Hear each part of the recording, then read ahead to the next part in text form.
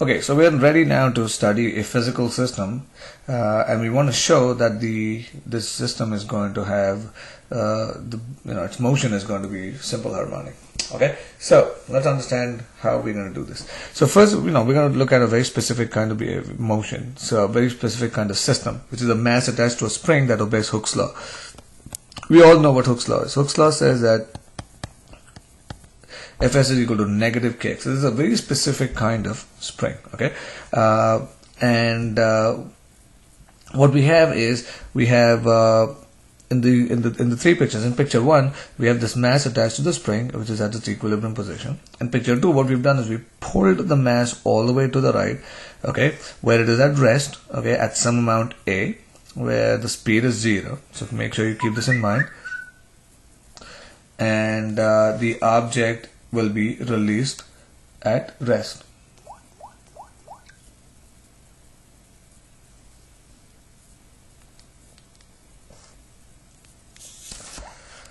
Okay, so the object is going to be released at rest at this point, and then the third picture is the object anywhere in between its equilibrium and its initial position. Okay, and we want to ask, what is the speed v at this point, and we'll, from that we're going to obtain all our other relations.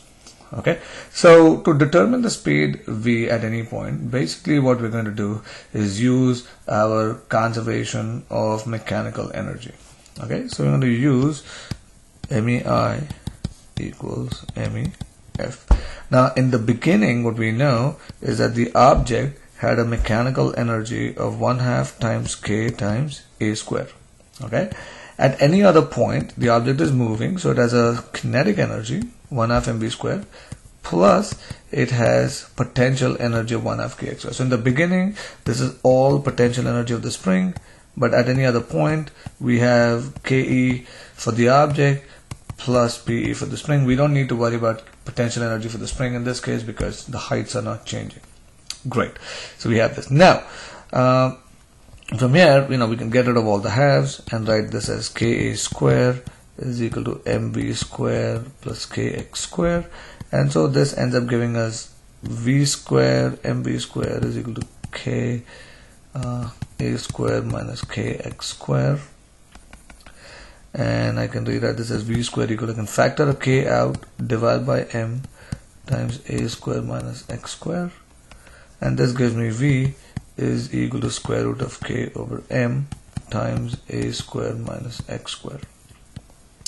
Okay, so this tells me what the speed is for the object at any point of time. Okay, now there are two things that I'm going to use. Okay, one is something that the textbook just uses, okay, to figure out what the functions are going to be, and I think in class we used a slightly different approach, but let me just use what the textbook does. It'll just take us to our final goal a little more quickly, and then I'll also show you how we can come to similar conclusions without the use of the concept used in the textbook. Okay, now here what we know is that the speed v is square root k over m times a square minus x square, and what we'll do is we're going to compare this motion with the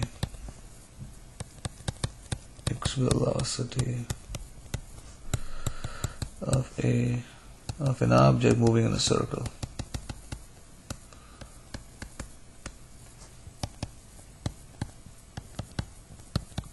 Okay, now let's make sure we understand this. What we're going to do is let's take an object. Okay, let's take a disk. Okay, and let us say that we have we have a block sitting at one end of the disk. Okay, and what we'll do is let's say that the disk is itself made up of glass or some material. All right, we're going to have light shining from the top. And what this will do is as this object spins, okay, the object will cast a shadow on the ground. Okay, and what we know is that the shadow here is going to move back and forth.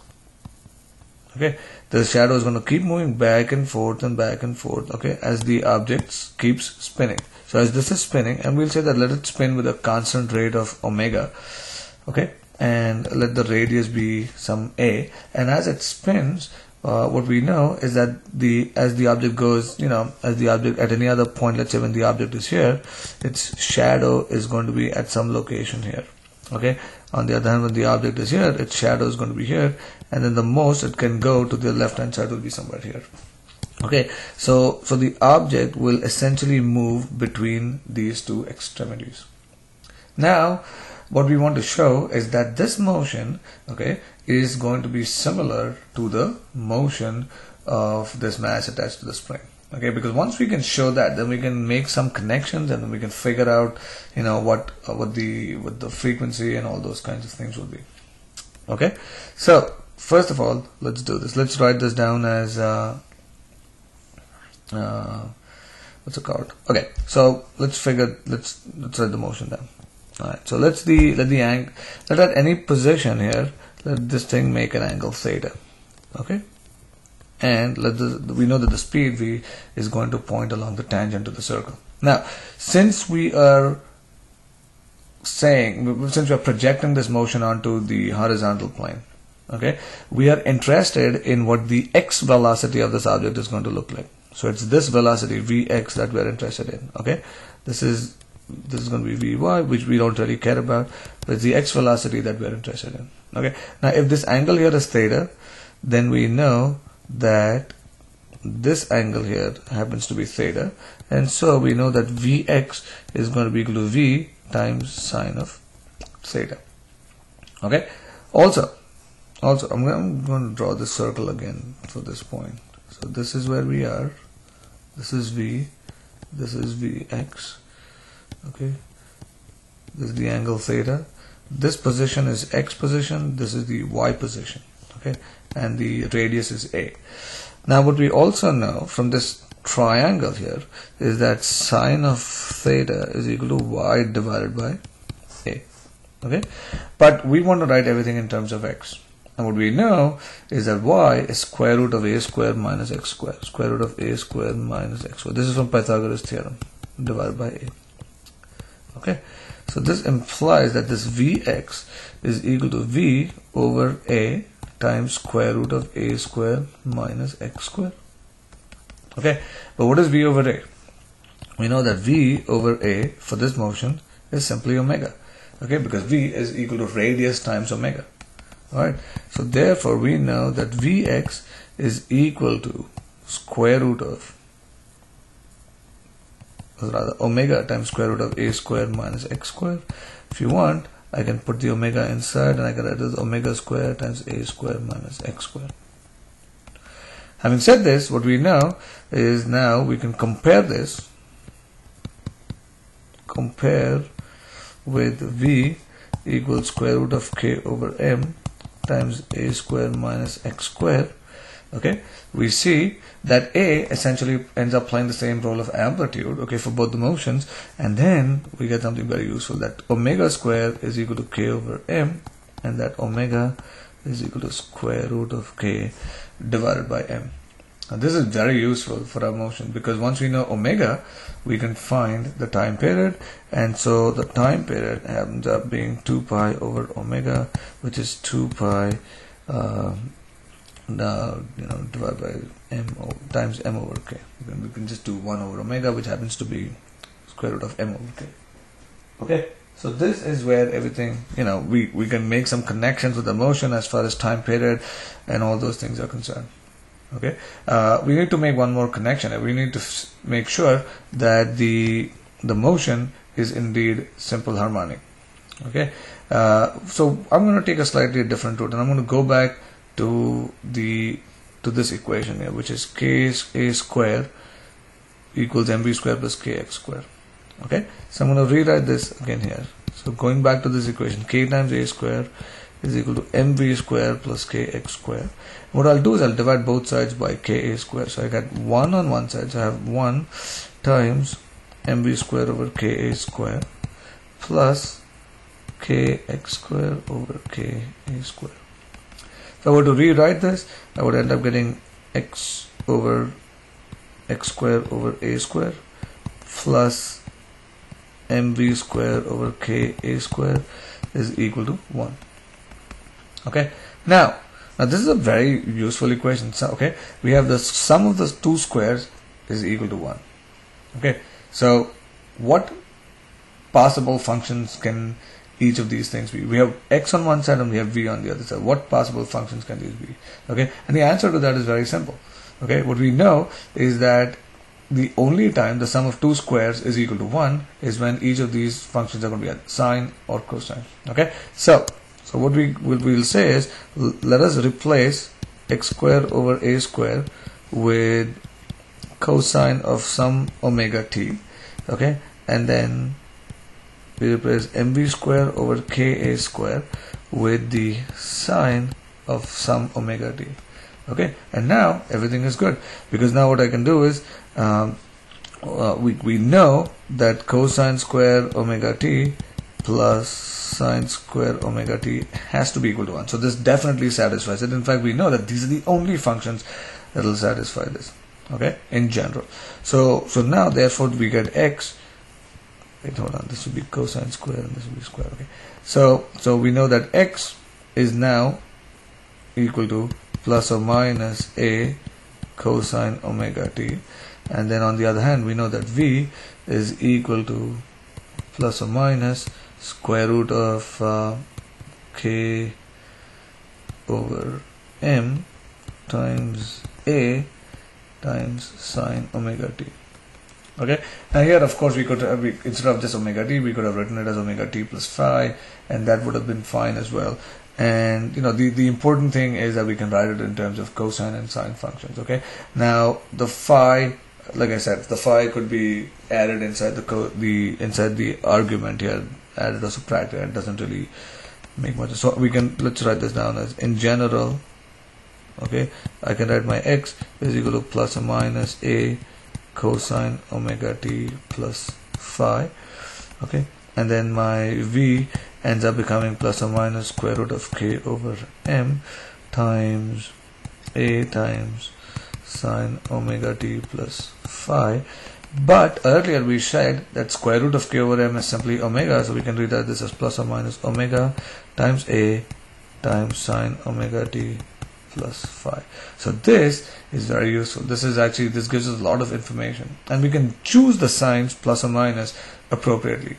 Okay, in fact what we know is that if x is equal to plus a cosine omega t plus phi, then v is equal to minus omega times a sine omega t plus phi. And this can be understood very easily. And think of it this way. Okay, if I have the mass attached to the spring, I pull it all the way. Okay, pull it all the way from it towards its away from its equilibrium position. Okay, let this be some amount a here. At this point the object is at rest. Okay, so v is equal to 0. So what we know is that the x is at its highest value. So if I were to say start making a graph of x, okay, we know that x versus t, this would start at its highest value and go down. Okay, because it's going to approach its the equilibrium point. So at some point it will hit the equilibrium point. Okay, then it moves to the negative side, and then it goes up and then up and down and up and down. Okay, so we know it repeats itself. Okay, let's draw the velocity graph with red. All right, the velocity let's think of the velocity when this is equal to 0. So velocity clearly starts at 0. It's at rest. Now as this object is moving to the left, okay, we see that the velocity is pointing to the left, so it's going to have a negative value. It's going to be negative. It's going to reach its peak somewhere, wherever. They don't have to have the same amplitude, so it's going to reach its peak whenever x reaches 0. Okay, so that's when it's going to reach its peak. Now as the object starts moving to the left, and it will continue, so it's going to slow down. It's going to slow down, and when the object has reached its extremity to the left hand side, the velocity becomes 0, and then it goes up, and then so essentially the velocity, the behavior of the velocity is shifted by the behavior of the x. Okay, so we get that.